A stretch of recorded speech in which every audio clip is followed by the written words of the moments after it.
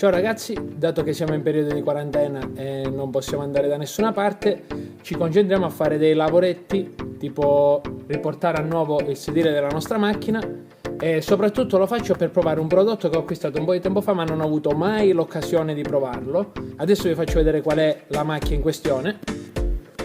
Qui si è versata una bottiglietta d'acqua in viaggio e adesso andiamo a provare un prodotto della Mafra per vedere se riusciamo a ripristinare questo sedile. Ecco, il prodotto è questo qui, si chiama Flash e utilizzerò questo prodotto qui che lo potete comprare dappertutto, si trova online, si trova nei grandi magazzini, al supermercato, dappertutto. E utilizzerò anche una pezzetta come questa qui di microfibra e io adesso dico che possiamo aspirare il sedile e poi lo proviamo anche perché sono curioso.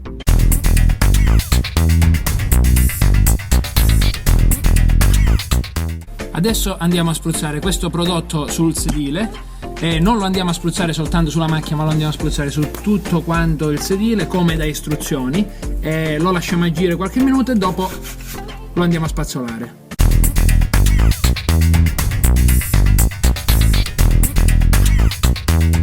Adesso lo lasciamo agire 2 minuti.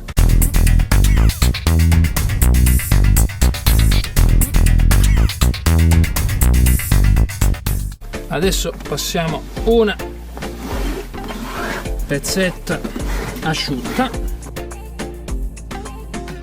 ecco qua.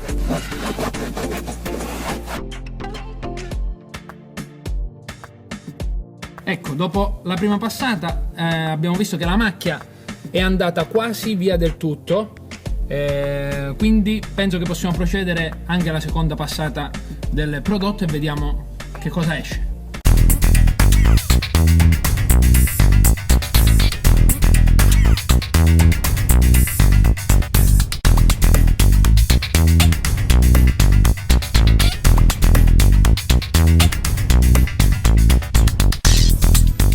Siamo pronti a ripassare la pezza per vedere il risultato.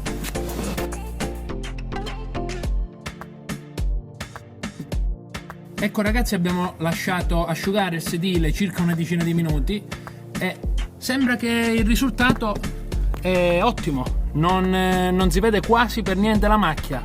Bene ragazzi, se vi è piaciuto questo tutorial lasciate un mi piace e iscrivetevi al canale. Ciao!